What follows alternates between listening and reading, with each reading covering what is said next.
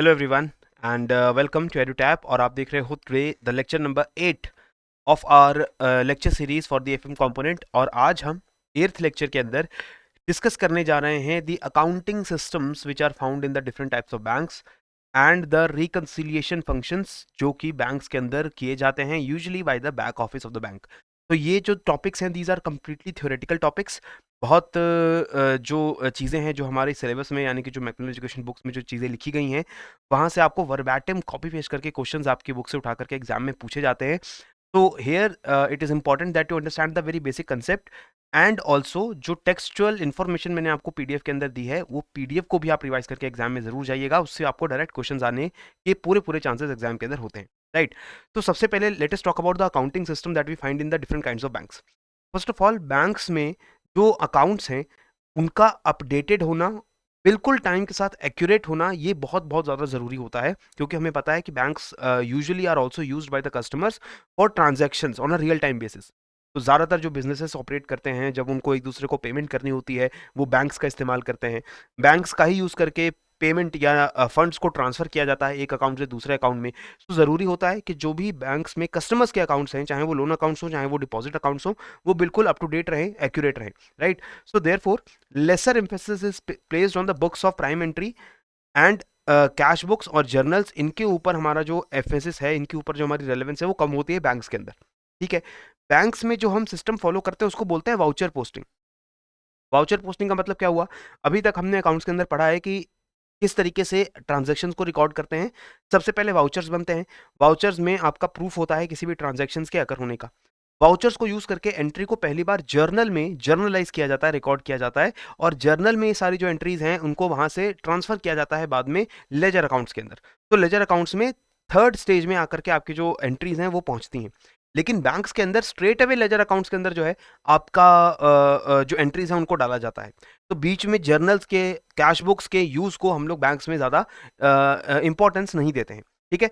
तो बैंक्स के अंदर the vouchers they are straight away posted to the individual accounts in the subsidiary ledgers. बाकी companies में क्या होता है, vouchers they are used to post और record entries in the journal, then journals are used to record entry in subsidiary ledger. लेकिन यहां पर सीधा वाउचर से लेजर्स के अंदर एंट्री डाली जा रही है ताकि हमारे लेजर्स जो हैं वो बिल्कुल अप टू डेट रहें, उसके अंदर डेटा अपडेट होने में बिल्कुल भी टाइम डिले ना हो, राइट। इसी के साथ ट्रायल बैलेंस यूजुअली हर दिन बनाया जाता है बैंक्स के अंदर in order to make sure that all the ledger accounts they are completely balanced. बाकी कंपनीज में trial balances are usually prepared at the end of the accounting period. तो यहाँ पर हमें बस इतना पता चला, आपको क्या ध्यान रखना है, वाउचर पोस्टिंग का मतलब क्या है। सीधा वाउचर से पोस्टिंग करी जा रही है, वाउचर को यूज करके जर्नलाइजिंग नहीं कर रहे हैं, वाउचर से सीधा पोस्टिंग कर रहे हैं और अपने लेजर अकाउंट्स में सीधा इंफॉर्मेशन डाल रहे हैं। अब बैंक्स के अंदर जो ट्रांजेक्शन होंगी these are primarily of two types, cash and non cash transaction. Cash transaction जिसमें कैश इन्वॉल्व है, कैश की पेमेंट या कैश का रिसीट।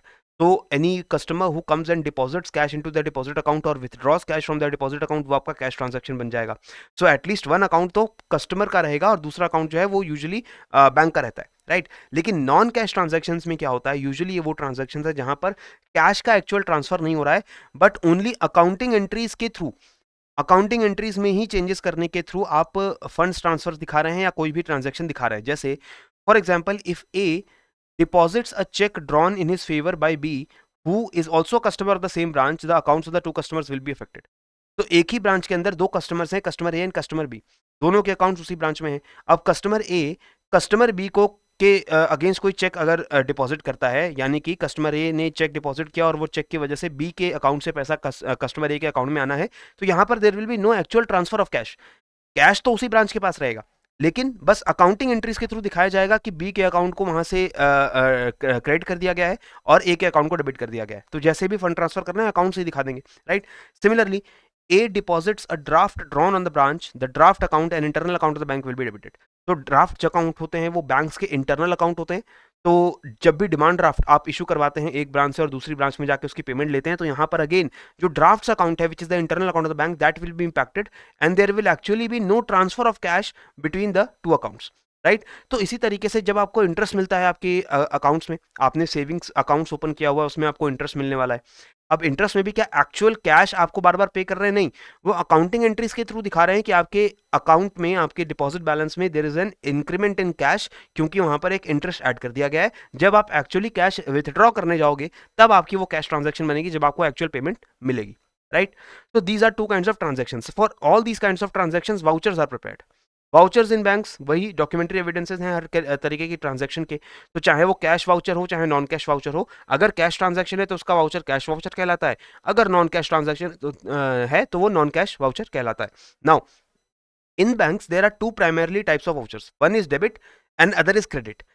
डेबिट वाउचर्स वो जहां पर कोई डेबिट इंस्ट्रक्शन हो, डेबिट का प्रूफ हो, और क्रेडिट वाउचर जहां पर क्रेडिट का प्रूफ हो। Very simple to understand. But another types of vouchers can also be there जहां पर किसी अकाउंट को डेबिट और किसी अकाउंट को क्रेडिट करने के लिए कहा जा रहा है। एक तरीके से इसको समझते हैं, जैसे अगर मैं डेबिट वाउचर्स की बात करूं, these are those vouchers which are proof of payment made by the banks.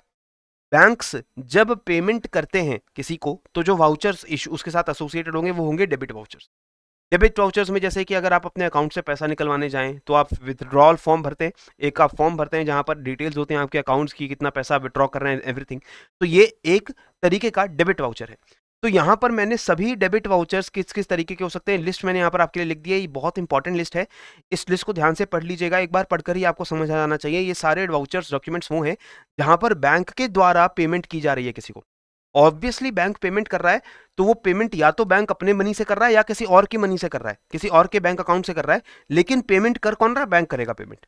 तो चाहे जैसे चेक इशू कर दो, आप चेक इशू करोगे तो भी किसी के कस्टमर के अकाउंट से पैसा आता है, लेकिन पे कौन करता है? बैंक पे करता है ना। इसी तरीके से ड्राफ्ट्स आपने इशू कर दिए जो बैंक के ऊपर पेएबल हैं, ड्राफ्ट्स आपने इशू किए जो तो किसी दूसरी ब्रांच के ऊपर पेएबल हैं, आपने ट्रैवलर्स चेक इशू करवाया है, ड्राफ्ट पे ऑर्डर इशू करवाया है, किसी भी तरीके का टर्म डिपॉजिट आपने फिक्स डिपॉजिट्स ओपन किए थे, उस फिक्स डिपॉजिट्स को रिडीम करवाने के लिए उससे पेमेंट लेने के लिए आपने फॉर्म फिल किया, तो again that will B debit voucher. So what is a debit voucher? Whenever the money is paid out of the bank, it is a debit voucher. Whenever the money is paid into the bank, it is a credit voucher. यहाँ पर money का receipt हो रहा है, जैसे यहाँ पर आपकी पे इन slips, whenever you deposit money into the account, whenever you write an application to issue a term deposit, आपने फिक्स डिपॉजिट खुलवाने के लिए एक एप्लीकेशन लिखी, उस एप्लीकेशन में बोला कि ये 1 लाख रुपए का फिक्स डिपॉजिट ओपन कर दीजिए, that application will be then a credit voucher because here the money is accepting deposit. वो आपसे 1 लाख रुपए एक्सेप्ट कर रहे हैं। जब इसी 1 लाख रुपए की एफडी को जब आप तोड़वाने जाएंगे and when you go and ask for redeeming that particular fix deposit, then it will become a debit voucher. Clear? So challans for deposit into the accounts of customer and central and state government, again you will deposit some money into the accounts of central or state government। तो एक तरीके से आप bank के अंदर money जमा कर रहे हो, अगेन वो आपका क्रेडिट वाउचर है। तो क्रेडिट वाउचर मतलब पैसे बैंक एक्सेप्ट कर रहा है, डिपॉजिट ले रहा है, और डेबिट वाउचर मतलब बैंक जो है वो पैसे आपको कस्टमर को पे आउट कर रहा है। हर तरीके में आपको डेबिट और क्रेडिट वाउचर आइडेंटिफाई करने यहाँ से आने चाहिए, ठीक है। इसमें आपको ध्यान रखना है कुछ वाउचर्स कंसोलिडेटेड वाउचर्स होते हैं जहां पे डेबिट और credit of similar nature to a large number of accounts are included in a single voucher.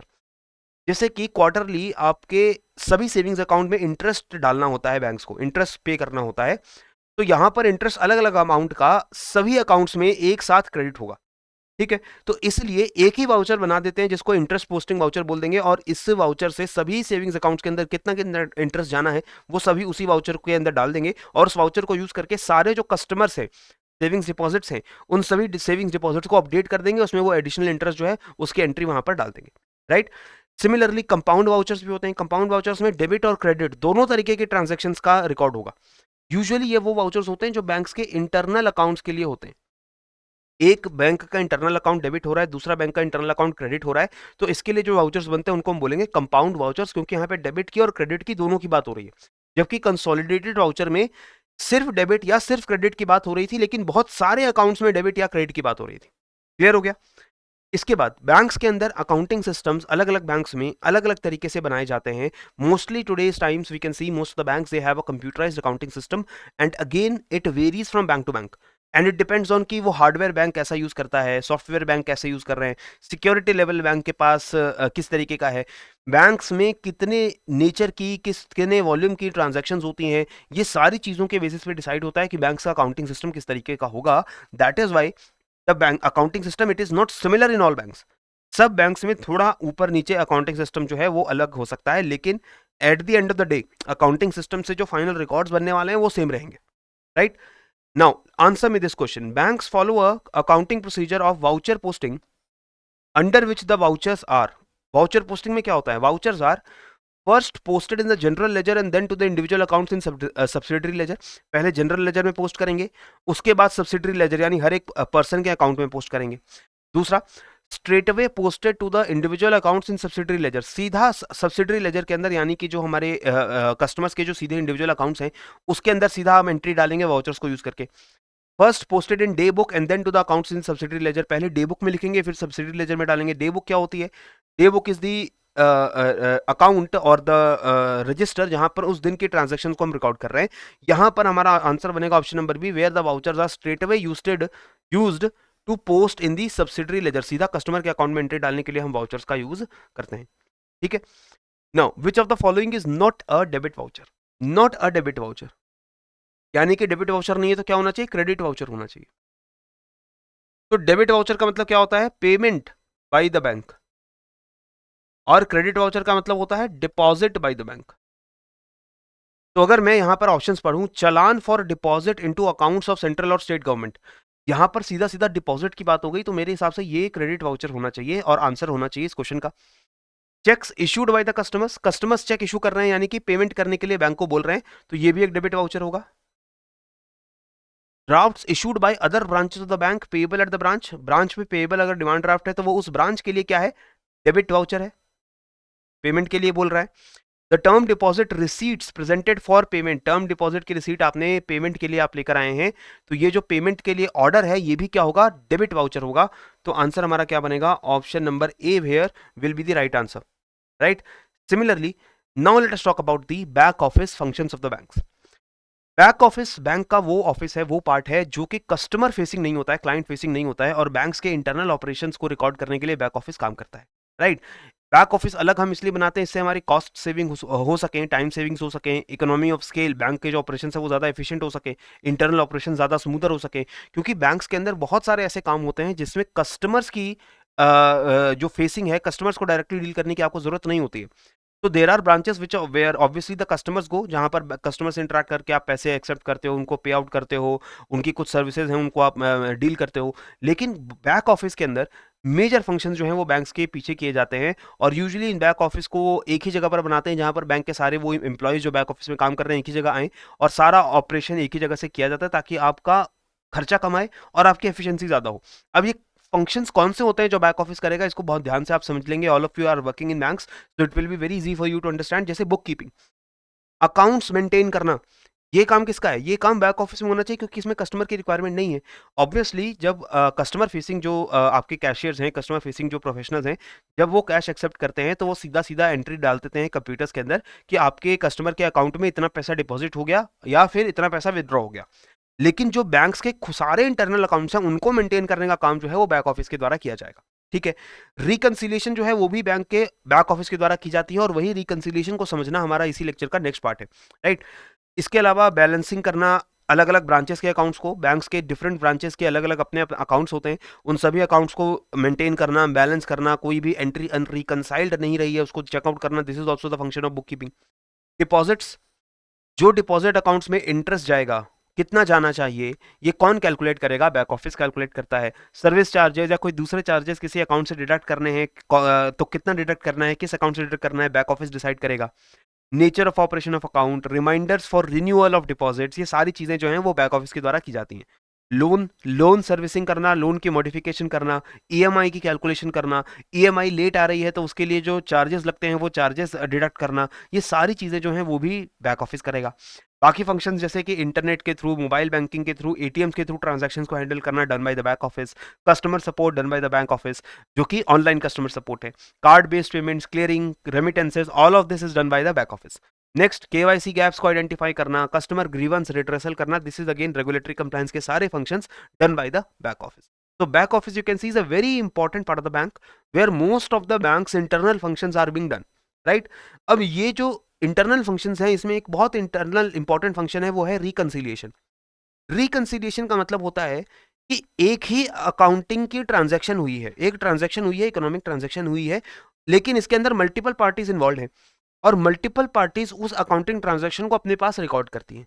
तो ये चेकआउट करना कि वो अकाउंटिंग ट्रांजैक्शन मल्टीपल पार्टीज में सेम तरीके से रिकॉर्ड हुई है या नहीं, इसको बोलते हैं रिकंसिलिएशन। तो एक एग्जांपल अगर मैं बोलूं कि मैं एक बैंक है, लेट अस से एसबीआई, एसबीआई में I have my own account and another account of my brother is in let us से आईसीआईसीआई। तो अब मैं एसबीआई अकाउंट से अगर आईसीआईसीआई अकाउंट में मनी ट्रांसफर करना चाहता हूं थ्रू लेट अस से एन ऑनलाइन ट्रांजैक्शन, तो यहां पर मैं एसबीआई को ऑर्डर दूंगा और एसबीआई मेरे अकाउंट के अंदर एंट्रीज को अपडेट करेगा। इसी तरीके से आईसीआईसीआई भी मेरे ब्रदर के अकाउंट में एंट्रीज को अपडेट करेगा और एसबीआई और आईसीआईसीआई आपस में ये इंश्योर करेंगे कि जितना अमाउंट मेरे बैंक से डेबिट हुआ है अकाउंट से, उतना ही मेरे भाई के अकाउंट में क्रेडिट हो जाए। तो ये मेरे तरफ से तो सिंपल फंक्शन है कि मेरे अकाउंट से पैसा ट्रांसफर कर दो, और मेरा जो भाई का अकाउंट है आईसीआईसीआई में, वहां भी सिंपल है कि मेरे अकाउंट में पैसा आ जाना चाहिए। लेकिन इसके पीछे रिकंसिलेशन करने का काम एसबीआई और आईसीआईसीआई के बैक ऑफिस का है, क्योंकि एसबीआई तो सिंपल ये मान लेगा कि देखो मैं आपके अकाउंट से लेटर से मैंने 1000 रुपीज डेबिट कर दिए, डिडक्ट कर दिए, और वो आईसीआईसीआई को मैसेज भी पहुंचा देगा कि आपको इस अकाउंट के अंदर इतने 1000 रुपीज जो है वो क्रेडिट करने हैं। राइट, तो एक एंट्री एसबीआई अपने लेवल पे रिकॉर्ड कर देता है, एक एंट्री आईसीआईसीआई अपने लेवल पे रिकॉर्ड कर देता है, लेकिन दोनों के डेटाबेसेस अलग हैं। तो ये इंश्योर होना चाहिए कि एसबीआई ने एक्चुअल में 1000 रुपीज आईसीआईसीआई को बाद में ट्रांसफर किए या नहीं किए। ठीक है, तो इस चीज को रिकंसिलेशन बोलते हैं, इसको बोलते हैं रिकंसिलेशन। तो रिकंसिलेशन कैसे करी जाएगी, इसके डिफरेंट टाइप्स हैं, जैसे कि reconciliation with the payment intermediaries, reconciliation with correspondent banks, reconciliation with RBI and other banks, reconciliation with the inter branch entries, यानी कि एक ही बैंक के अलग अलग ब्रांचेस में जो रिकंसिलिएशन होगी, या फिर एक ही ब्रांच के अंदर अलग अलग डिपार्टमेंट्स के अंदर जो है रिकंसिलिएशन होगी। तो अगर पेमेंट इंटरमीडियरीज की बात करूं तो यहां पर आप समझ सकते हैं, in today's modern times in course of doing online transactions a lot of payment intermediaries are involve, चाहे वो रुपे हो, चाहे वो वीजा हो, मास्टर कार्ड हो, या फिर बहुत सारी थर्ड पार्टी फिनटेक कंपनीज हैं जो कि पेमेंट करवाने में बैंक्स की मदद करती हैं और एक इंटरमीडियरी का काम करती हैं। तो इन इंटरमीडियरीज के साथ भी बैंक्स की रिकंसिलिएशन होती रहनी चाहिए। सो फॉर एग्जांपल मैं पेटीएम से कोई ट्रांजैक्शन कर रहा हूं और मैं अपने अकाउंट के थ्रू पैसे ट्रांसफर करवा रहा हूं using Paytm, so Paytm and my bank has to correspond with each other and make sure that yes the transactions have been reconciled on both the sides. Similarly अगर मैं correspondent banks की बात करूं, ये वो बैंक्स होते हैं जो किसी दूसरे बैंक को रिप्रेजेंट करने का काम करते हैं in some other jurisdiction. Let us say bank A is located in India and bank B is located in USA and I want to transfer money to one of my friends in USA. So मैं अपने bank को order दूंगा कि आप USA में इस account में पैसा ट्रांसफर कर दीजिए। हो सकता है मेरा जो फ्रेंड है उसका अकाउंट यूएस में किसी ब्रांच में है, किसी बैंक में है, let us say bank B, and I have a account in bank A. अब बैंक ए को पैसे बैंक बी में ट्रांसफर करने हैं, लेकिन डायरेक्टली कैसे ट्रांसफर होगा, तो इसका एक मैकेनिज्म होता है कि कॉरेस्पॉन्डेंट बैंक जो है यूजुअली फॉरेन में हम लोग बनाते हैं, और इस कॉरेस्पॉन्डेंट बैंक के अंदर इंडिया का एक नोस्ट्रो अकाउंट बना होगा, मेरे बैंक का एक नोस्ट्रो अकाउंट होगा। This is basically an account of my bank held in my own currency in other jurisdiction in USA. USA के किसी बैंक के अंदर, यूएसए के बैंक वाई में लेटेस्ट से मेरे बैंक ने एक अकाउंट ओपन करवा रखा है और उसको बोलेंगे nostro account of bank x. तो यहां जब मैंने बैंक ए को ऑर्डर दिया कि आप यूएसए में पैसे ट्रांसफर करो, तो actually bank A is recording an accounting entry, वो एक अकाउंटिंग एंट्री रिकॉर्ड कर रहा है कि इतना पैसा जो है वो ट्रांसफर होगा। ये अकाउंटिंग एंट्री कॉरेस्पॉन्डेंट बैंक्स के पास जाएगी, और ये कॉरेस्पॉन्डेंट बैंक्स उस एंट्री को रिकॉर्ड करके बैंक बी को बोलेंगे कि आप पैसा ट्रांसफर कर दीजिए, I will pay you the money back. तो यहाँ पर जितने बैंक्स आपस में इन्वॉल्व हैं, इन सबके बीच में जितनी अकाउंटिंग एंट्री सब अपने अपने लेवल पे रिकॉर्ड कर रहे हैं, ये सारी एंड में रिकंसाइल होनी चाहिए। हर एंट्री अगर एक जगह डेबिट हो रही है, दूसरी जगह क्रेडिट होनी चाहिए, तभी जो है वो कैश का ट्रांसफर वहां से पूरी तरीके से करेक्टली होगा। तो ये चीज भी हमारी रिकंसिलिएशन में आती है जो बैक ऑफिस करता है। फिर आरबीआई के साथ रिकंसिलिएशन करनी पड़ती है। यूजुअली इंडिया के अंदर जितने भी कॉमर्शियल बैंक्स हैं अंडर जुरिस्डिक्शन ऑफ आरबीआई हैं, ये बैंक्स के कुछ अकाउंट्स आरबीआई के पास ऑपरेट करते हैं। राइट, जैसे कि आईसीआईसीआई एसबीआई बैंक है, तो इनकी कुछ ब्रांचेस के, हर ब्रांच के नहीं, कुछ ब्रांच के जो बड़ी ब्रांचेस हैं उनके अकाउंट आरबीआई के पास मेंटेन किए जाएंगे। ये वो ब्रांचेस होंगी which are specially designated branches, बड़ी ब्रांचेस होती हैं, ज्यादा मैन पावर यहाँ पर होता है, और इन्हीं ब्रांचेस के थ्रू जो भी आरबीआई की रेगुलेटरी रिक्वायरमेंट्स हैं, जैसे कि सीआरआर मेंटेन करना है, रेपो रिवर्स रेपो मेंटेन करना है, आरबीआई के साथ कुछ ट्रांजैक्शंस करनी है, क्लियरिंग करनी है, ये सारी करेंसी चेस्ट ट्रांजैक्शंस है, सारी ट्रांजैक्शंस यही ब्रांच आरबीआई के साथ करती है। तो आरबीआई के साथ भी जो आपकी अकाउंटिंग एंट्रीज हैं उनको रिकंसाइल करवाने का काम बैक ऑफिस करता है। सिंपल है, आरबीआई के पास हर बैंक का अकाउंट है, तो आप जैसे अपने बैंक के पास जाकर अकाउंट स्टेटमेंट लेते हैं, वैसे आरबीआई से भी जाकर बैंक अपनी अकाउंट स्टेटमेंट मांगता है, और वो अकाउंट स्टेटमेंट ईमेल के थ्रू मांगी जा सकती है। उस अकाउंट स्टेटमेंट में entire record of all the transactions done by the bank वो सारी उस स्टेटमेंट के अंदर मिल जाएंगी, और फिर आप उस स्टेटमेंट से मैच करोगे कि हमारे बैंक के अंदर जो भी अकाउंटिंग एंट्रीज थी वो सारी करेक्ट है या नहीं। ठीक है, तो कैश ट्रांजैक्शन से कोई अनरिस्पॉन्डेड ना रह गई हो, कोई ऐसी कैश ट्रांजैक्शन हो जो हमने रिकॉर्ड कर ली है लेकिन उसकी पेमेंट अभी तक नहीं हुई है, तो इस तरीके से हमें एक एक करके वो सारी रिकंसिलिएशन एंट्रीज फाइंड आउट करनी होती हैं। राइट, आरबीआई ने ये मैंडेट किया है that the balances of government securities as per the banks book should be reconciled at quarterly intervals with the balances in the public debt office books. Public debt office क्या है? ये government का वो office है जहां पर government securities किसने purchase की हैं, कितनी परचेज की हैं, इसका पूरा रिकॉर्ड रहता है। और बैंक्स के पास भी बहुत सारी इन्वेस्टमेंट जो है वो गवर्नमेंट सिक्योरिटीज के अंदर रहती है। तो बैंक्स के पास जो गवर्नमेंट सिक्योरिटीज हैं, क्योंकि आरबीआई की गाइडलाइंस भी हैं, आरबीआई की रेगुलेशन भी है, रिक्वायरमेंट भी है कि बैंक को एक कुछ अमाउंट ऑफ इन्वेस्टमेंट जो है वो गवर्नमेंट सिक्योरिटीज के अंदर, लिक्विड सिक्योरिटीज के अंदर करनी होती है। तो ये जो गवर्नमेंट ने बैंक्स ने गवर्नमेंट सिक्योरिटीज में इन्वेस्टमेंट कर रखे हैं, इसको भी हमें रिकनसाइल हर 3 महीने बाद करते रहना रहता है कि जो रिकॉर्ड्स गवर्नमेंट के पास है कि हमारी सिक्योरिटीज किस किस बैंक के पास है, और जो बैंक्स के पास रिकॉर्ड है कि हमारे पास गवर्नमेंट कितनी सिक्योरिटीज है, वो भी जो है लगातार हर 3 महीने पे हमें चेक करना होता है कि वो बराबर है। जितना रिकॉर्ड बैंक के पास है वही रिकॉर्ड जो है गवर्नमेंट के पास भी है। ठीक है, ताकि कोई भी मिसमैच हमारी अकाउंटिंग एंट्रीज में ना हो।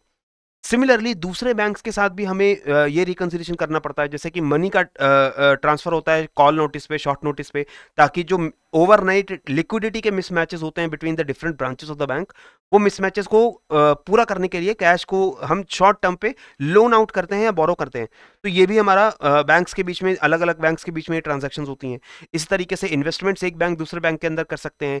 क्लियरिंग होती है जब एक बैंक से दूसरे बैंक में मनी ट्रांसफर होती है। तो ये सारी चीज़ों को लेकर भी आरबीआई ने बोल रखा है कि आपकी कुछ गाइडलाइंस है, जैसे कि नो डेबिट फॉर चार्जेस और credit for interest is outstanding. कोई भी आपका डेबिट या क्रेडिट जो ट्रांजैक्शन है वो आउटस्टैंडिंग नहीं होना चाहिए। ऑल द आइटम्स जिनको रेवेन्यू में रिकॉर्ड करना चाहिए था वो सब रिकॉर्ड किए गए हैं। It should be insured that no cheque sent और रिसीव्ड इज आउटस्टैंडिंग। सारे चेक और जो भेजे गए थे या जो चेक मिले थे वो सभी चेक अकाउंटेड फॉर है, उनकी पेमेंट कर दी गई है, वो क्लियर हो चुके हैं। As per the practice prevalent among banks, any cheque returned unpaid are accounted for on the same day on which they were sent in clearing on the following day। तो जिस दिन भी आपका चेक अनपेड रिटर्न हो जाए, उसको उसी दिन जिस दिन उसको भेजा गया था पेमेंट के लिए या फिर उसके नेक्स्ट डे उसको हमें रिकॉर्ड करना पड़ेगा, right. It should also be insured that all bills और outstanding cheques sent for collection outstanding as on the closing date have been clear credited subsequently. कि जितने भी बिल्स या चेक्स जो कलेक्शन के लिए भेजे गए थे, जो क्लोजिंग डेट पे आउटस्टैंडिंग थे, क्योंकि हो सकता है ना जब आप अपना रिकनसाइल करने जा रहे हैं, जिस दिन आप रिकंसिलिएशन कर रहे हैं उस दिन आपने कुछ चेक भेजे हैं, तो ऑब्वियसली उनको क्लियर करने में 1-2 दिन और लगेंगे।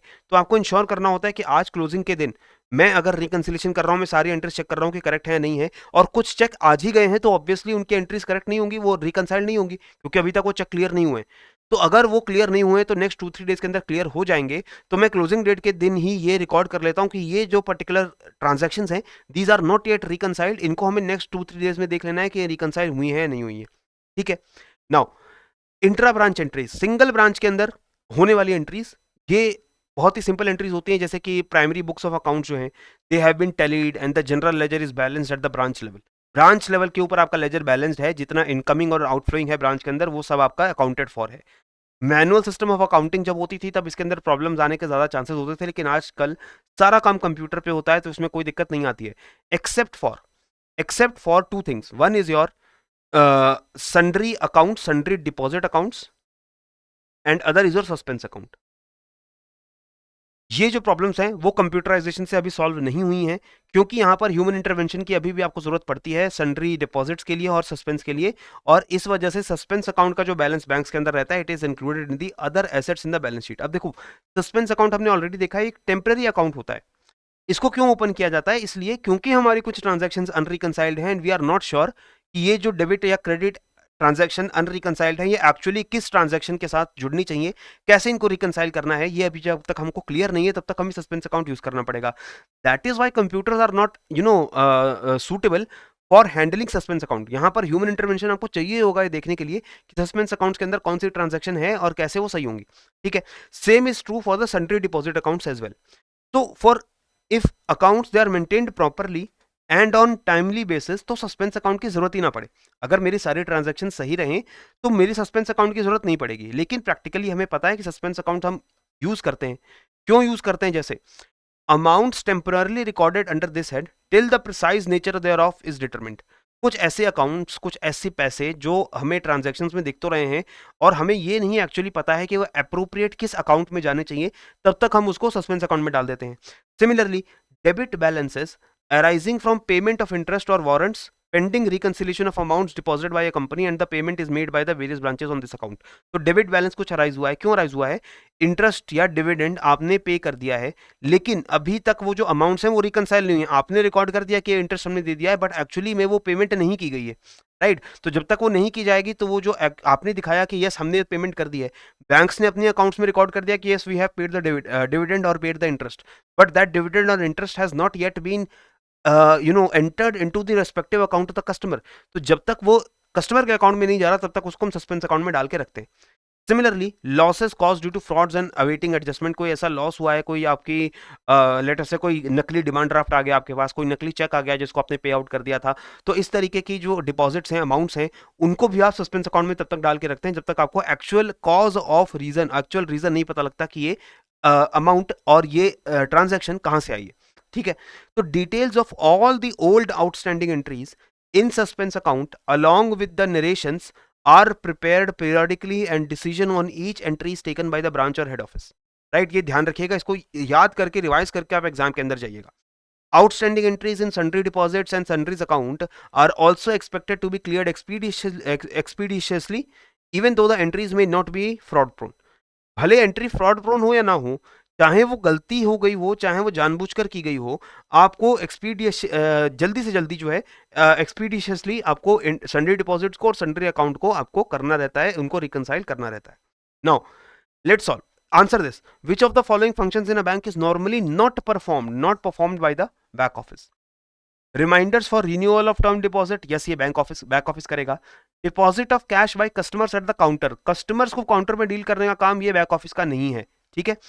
Calculation and posting of interest, ये भी बैक ऑफिस का काम है। Maintenance of general ledger and other books of account is also the work of back office. Of correct answer here is option number B, deposit of cash accept करने के लिए आप customer facing जो part है, sector है bank का, उसको use करते हैं, ठीक है। Now the problem about reconciliation at any branch level which has not yet been resolved by computerization is that of what? किस रिकंसिलिएशन को भी कंप्यूटराइजेशन से सॉल्व नहीं कर पाए हम? सेविंग्स अकाउंट की रिकंसिलिएशन, करंट अकाउंट्स की, ड्राफ्ट अकाउंट्स की, या फिर सस्पेंस एंड सन्ड्री अकाउंट्स की। तो आंसर क्या है? Suspense and sundry account. So these kinds of questions will be there from these theoretical chapters in your examination. अब एक छोटा सा हिस्सा जो और हमारा बचा रह गया है, वो बचा है इंटर ऑफिस एंट्रीज का। इंटर ऑफिस का एंट्रीज का मतलब है कि आपकी एक ही बैंक की अलग अलग ब्रांचेस के बीच में जो एंट्रीज होती हैं, उसके लिए हम एक अकाउंट ओपन करते हैं जिसको हम बोलते हैं inter office accounts. Inter office accounts are usually the accounts maintained by the banks where वो ट्रांजैक्शंस जहां पर एक पार्ट एक ब्रांच में और दूसरा पार्ट दूसरे ब्रांच में लाई करेगा, तो हम वहां पर एक इंटरमीडियरी इंटर ऑफिस अकाउंट को यूज करते हैं, ठीक है। There are several transactions which result in debit और credit entries in the inter office account. For example, let us say when a draft is issued, the account of the customer is debited and the inter office account is credited। जैसे कि मैंने अपने, मेरा जो branch है वो branch ए है, मैंने ब्रांच ए में जाकर के अपने अकाउंट में से बोला कि मुझे 1000 रुपीज़ का डिमांड ड्राफ्ट दे दीजिए, और उन्होंने मुझे 1000 रुपीज़ का डिमांड ड्राफ्ट दे दिया। अभी जो 1000 रुपीज़ है, ये डिमांड ड्राफ्ट लेकर मैं ब्रांच बी में जाता हूँ और मुझे कहता हूँ ये लो मेरा डिमांड ड्राफ्ट लो और मुझे 1000 रुपीज़ कैश दे दो, राइट। हो सकता है ना कि आई एम ऑन ट्रैवल, मेरा branch A is located in Delhi but my branch B is located in let us say Chennai. तो मैं चेन्नई अगर ट्रैवल करने गया हूं, मैं चेन्नई की ब्रांच बी में जाऊंगा और कहूंगा कि ये मेरा डिमांड ड्राफ्ट है, please make me a cash payment. तो इसमें हुआ क्या, मैंने बैंक ए से जब ड्राफ्ट बनवाया तो उन्होंने मेरा अकाउंट डेबिट कर दिया, मेरे अकाउंट से पैसे डिडक्ट कर लिए और मुझे 1000 का डिमांड ड्राफ्ट दे दिया। लेकिन अगर उन्होंने मेरे अकाउंट से पैसे डिडक्ट किए तो उन्होंने इंटर ऑफिस अकाउंट में एंट्री जरूर की कि एक डिमांड ड्राफ्ट हमने 1000 रुपए का किसी को दिया है। इसी तरीके से जब मैं चेन्नई के ऑफिस में जाऊंगा और मैं बोलूंगा कि डिमांड ड्राफ्ट रखिए और मुझे 1000 रुपए दे दीजिए, तो जो वो मुझे 1000 रुपए देंगे, कैश देंगे, और दूसरा वो इंटर ऑफिस अकाउंट में एंट्री करेंगे कि हमने 1000 रुपीज किसी को पे किए हैं। तो यहाँ पर इंटर ऑफिस अकाउंट में एंट्री हुई कि हमने 1000 रुपीज का ड्राफ्ट किसी को दिया है, 1000 रुपीज एक्सेप्ट किए हैं किसी से, और यहाँ पर एंट्री होगी कि हमने 1000 रुपीज पे कर दिए हैं, तो वो दोनों एंट्री रिकनसाइल हो गई। तो इस तरीके से इंटर ऑफिस अकाउंट में हर ब्रांच अपना क्रेडिट या डेबिट एंट्रीज डालती रहती है, और फिर हमें चेक करना है कि कौन सी क्रेडिट एंट्री कौन सी डेबिट एंट्री के साथ मैच करती है। जब वो एंट्री मैच हो गई, इसका मतलब दोनों ट्रांजैक्शन रिकनसाइल हो गई। अगर कोई अनमैच्ड एंट्री रह जाए तो इसका मतलब वो एंट्री अनरिकनसाइल्ड है, और उसी को ढूंढना और उसको रिकनसाइल करना ही एक बहुत इंपॉर्टेंट टास्क हमारे लिए बन जाता है। अभी जो इंटर ऑफिस अकाउंट, अगर इसमें प्रैक्टिकली देखें, there should not be any balance remaining. whenever there is a credit there should be a debit in the inter-office account, but usually कभी कभी because of some unreconciled transactions there is some balance left in the inter-office account. अगर debit balance बच जाता है inter-office account में तो वो bank के एसेट की तरह ट्रीट होता है, राइट, और उसको अदर एसेट्स बैलेंस शीट में दिखाते हैं एज अदर एसेट्स. अगर क्रेडिट बैलेंस बच जाता है, याद रखिएगा, इन दी इंटर ऑफिस अकाउंट, तो उसको लायबिलिटी साइड पे शो करते हैं, अदर लायबिलिटीज एंड प्रोविजंस में उसको हम लोग शो करेंगे. क्लियर हो गया? नाउ इंटर ऑफिस एंट्रीज का ओरिजिन किन वजहों से हो सकता है? All these transactions I have listed here. For example remittance instruments, drafts, cheques आप एक ब्रांच से दूसरी ब्रांच के लिए इशू कर रहे हो, प्रॉफिट और loss transferred by the branch to the head office. आपको ये पता होना चाहिए कि जो भी ब्रांचेस होती हैं हर ब्रांच का एक अकाउंट अलग होता है इंटर ऑफिस अकाउंट में, और वो हेड ऑफिस के पास मेंटेन रहता है. तो हर ब्रांच का जो भी प्रॉफिट या लॉस होता है वो भी हेड ऑफिस में भेजा जाता है through enter office account, right. तो इससे भी इंटर ऑफिस अकाउंट की एंट्री जनरेट होती हैं. ये सारी वो ट्रांजेक्शन है जहां पर आपका इंटर ऑफिस अकाउंट इंपैक्ट होगा, ठीक है. और इस वजह से आपको ये ट्रांजैक्शंस को भी थोड़ा याद रखने की जरूरत पड़ेगी कि कौन सी ट्रांजैक्शंस ऐसी हैं जहां पर इंटर ऑफिस अकाउंट इंपैक्ट हो रहा है. Basically all those transactions where the money और the transaction is happening between 2 और मोर ब्रांचेस, वहां पर आपका इंटर ऑफिस अकाउंट जो है उसका रोल आएगा, राइट. नाउ रिकंसिलिएशन कैसे है? कुछ वजह से टाइम लैग ऑब्वियसली होगा in types of transactions, like drafts issue होते हैं, एक बैंक से इशू होता है दूसरे बैंक में जाकर उसे इनकैश कराओगे, तो इसके बीच में कुछ टाइम निकल सकता है, 1 महीना 2 महीने भी निकल सकते हैं. तो यस, उस टाइम पीरियड के लिए आपकी एंट्रीज इंटर ऑफिस अकाउंट में अनरिकंसाइल्ड रहती हैं. तो ये जो अनरिकंसाइल्ड इंटर ऑफिस एंट्रीज हैं, they indicate the existence of errors और मोर सीरियसली फ्रॉड्स, ठीक है. तो अगर हम टाइम लैग वाली एंट्रीज को हटा दें तो उसके बाद भी अगर कोई एंट्रीज अनरिकंसाइल्ड रही हैं तो इसका मतलब there is some fraud happening और there has been some error. तो ये एरर्स तो यूजुअली कैसे आ जाते हैं, जैसे कि इनकरेक्ट फील्ड में हमने ट्रांजैक्शन को रिकॉर्ड कर दिया, इनकरेक्ट ऑफिस अकाउंट में हमने ट्रांजैक्शन को रिकॉर्ड कर दिया, अमाउंट हमने गलत डाल दिया, अंडरकास्ट या ओवरकास्ट कर दिया, हमने स्क्वायर ऑफ कर दिया था ट्रांजैक्शंस को by the same amount without checking the transaction. तो इस तरीके से हमारे एरर्स जो हैं वो क्रीप इन तो कर सकते हैं, ठीक है. तो फॉर एग्जाम्पल जैसे अकाउंट जो एक बैंक की ब्रांच है उसने डेबिट ए किया और क्रेडिट बी किया, राइट, और इसने डेबिट बी किया और क्रेडिट ए किया. क्लियर है? अब इन दोनों एंट्रीज को मैच करना हमारे लिए बहुत जरूरी है कि हम डेबिट कर रहे हैं ए अकाउंट को और क्रेडिट कर रहे हैं बी अकाउंट को. यहाँ पर डेबिट हो रहा है बी अकाउंट को और क्रेडिट हो रहा है ए अकाउंट, ताकि दोनों एंट्रीज आपस में रिकंसाइल हो जाए. बट यूजुअली या तो कुछ टाइम डिफरेंस रहेगा दोनों रिकंसिलेशन होने के बीच में, या फिर कोई एरर या फ्रॉड क्रीप इन हो सकता है. फ्रॉड कैसे हो सकता है कि मैं किसी बैंक के पास नकली डिमांड ड्राफ्ट लेकर चला जाऊं और बोलूं कि आप मुझे पेमेंट कर दीजिए, मैंने आपकी दूसरी ब्रांच में पेमेंट कर दी है. अब उनको जब तक पता चलेगा कि दूसरी ब्रांच में एक्चुअल पेमेंट हुई है या नहीं हुई है, वो मुझे तो पेमेंट कर देंगे. तो मैं पैसा लेकर निकल गया, लेकिन जो मैंने उनको ड्राफ्ट दिया था वो नकली ड्राफ्ट था, और मैंने बैंक से पैसे ले लिए लेकिन दूसरी ब्रांच में मैंने कोई डिपॉजिट नहीं किया है. तो इस वजह से इंटर ऑफिस अकाउंट में एक एंट्री अनरिकंसाइल्ड रह जाएगी, ठीक है. और ऐसी एंट्रीज को फाइंड आउट करना आरबीआई गाइडलाइंस के हिसाब से बहुत जरूरी है. आरबीआई ने कुछ प्रैक्टिसेस बताई हैं विच आर ऑब्जेक्शनेबल. इनको डील करने के लिए आरबीआई ने पूरे इंस्ट्रक्शंस दे रखे हैं, जैसे कि बैंक्स को 6 मंथ्स के अंदर अपनी सारी outstanding entries inter branch accounts की उनको रिकंसाइल करना होता है 6 महीने के पीरियड के अंदर. इसके अलावा क्रेडिट एंट्रीज जो 5 साल से ज्यादा टाइम के लिए आउटस्टैंडिंग है, 5 साल से रिकंसाइल नहीं हो पाई हैं, उनको हम एक सेपरेट अकाउंट के अंदर ट्रांसफर कर देते हैं जिसको हम बोलते हैं ब्लॉक्ड अकाउंट, और उस ब्लॉक्ड अकाउंट में जितना भी बैलेंस है उसको लायबिलिटी साइड पर हम लोग शो करते हैं हमारी बैलेंस शीट में. सिमिलरली कोई भी कैटेगरी वाइज पोजीशन जो है हमारी सभी इंटर ऑफिस अकाउंट एंट्रीज की, उसको आरबीआई ने बोला है कि आप कैटेगरी वाइज पोजीशन बताओ हर अनरिकंसाइल्ड एंट्री की. कैटेगरी वाइज पोजीशन मतलब कौन सी एंट्रीज अनरिकंसाइल्ड हैं जो कि चेक की एंट्रीज हैं, कौन सी डिमांड ड्राफ्ट की एंट्रीज हैं, कौन सी एंट्रीज हैं जो रेमिटेंसेस की एंट्रीज हैं. तो आप ट्रांजैक्शन के हिसाब से किस टाइप की ट्रांजैक्शन है एंट्रीज को क्लासिफाई कर दो. इसके लिए आरबीआई बोलता है कि क्योंकि डिमांड ड्राफ्ट ट्रांजैक्शन सबसे ज्यादा होती हैं जिनकी एंट्रीज आपको इंटर ऑफिस अकाउंट में देखने को मिलती है, तो डिमांड ड्राफ्ट की एक अलग से आप कैटेगरी बनाइए और इन डिमांड ड्राफ्ट्स को एक ज्यादा क्लोज इंटरवल पे, वीकली इंटरवल पे रिकंसाइल करो, क्योंकि डिमांड ड्राफ्ट्स के थ्रू फ्रॉड के चांसेस ज्यादा होते हैं. सो आप यूजुअली इंटर ऑफिस अकाउंट्स की अनरिकंसाइल्ड एंट्रीज को 6 महीने पे रिकंसाइल करते हो. आप डिमांड ड्राफ्ट की जो ट्रांजेक्शन हो रही हैं उनकी जो एंट्रीज है इंटर ऑफिस अकाउंट में उनको कम पीरियड के ऊपर आप रिकंसाइल करो, उनको जल्दी जल्दी रिकंसाइल करो, हफ्ता लगा लो या 2 हफ्ते पे उनको रिकंसाइल करते रहो, राइट. अब इसका रिकंसिलेशन का सेटअप बहुत ही सिंपल है. रिकंसिलेशन का जो वर्क है वो यूजुअली बैक ऑफिस में ही होता है। एक डेजिग्नेटेड बैक ऑफिस में डिपार्टमेंट होगा जिसको रिकंसिलेशन डिपार्टमेंट बोलेंगे। ये रिकंसिलेशन डिपार्टमेंट इनका आज के टाइम में हमें पता है कि कंप्यूटर बेस्ड सिस्टम है, तो रिकंसिलेशन डिपार्टमेंट में भी एक पूरा कंप्यूटर सिस्टम इसी रिकंसिलेशन को करने के लिए लगा रहता है। तो पहले क्या होगा कि आप बैंक में जो भी इंटर ऑफिस अकाउंट एंट्रीज की जाएंगी, इसकी स्टेटमेंट बैंक जो है वो हमारे जो रिकंसिलेशन डिपार्टमेंट है उसको भेजेगा, और रिकंसिलेशन डिपार्टमेंट उस स्टेटमेंट को, सभी अकाउंट से स्टेटमेंट आ रही है उनके पास, तो सभी ब्रांचेस से, branch A B C D E, banks की सभी ब्रांचेस से स्टेटमेंट्स आ गई रिकंसिलेशन डिपार्टमेंट के पास। अब रिकंसिलेशन डिपार्टमेंट चेकआउट करेगा कि ये सभी जो स्टेटमेंट्स हैं सभी ब्रांचेस से जो आई हैं उनसे कौन कौन सी ट्रांजैक्शन इंटर ऑफिस अकाउंट में पेंडिंग है और वो कैसे रिकंसाइल करी जाएंगी, कौन सी ट्रांजैक्शंस में टाइम लैग हो रहा है तो टाइम के साथ सही हो जाएंगी, रिकंसाइल हो जाएंगी, कौन सी ट्रांजैक्शंस में मैनुअल एरर है, कौन सी ट्रांजैक्शन में कुछ फ्रॉड हुआ है, ये चीजें हमारा बैक ऑफिस ही, जो रिकंसिलेशन डिपार्टमेंट है, वो फाइंड आउट करता है। Right, so this is all that we had to discuss about the chapter of reconciliation as well as of the back office functions of the banks. पढ़ते रहिए, बढ़ते रहिए। जय हिंद एंड जय भारत।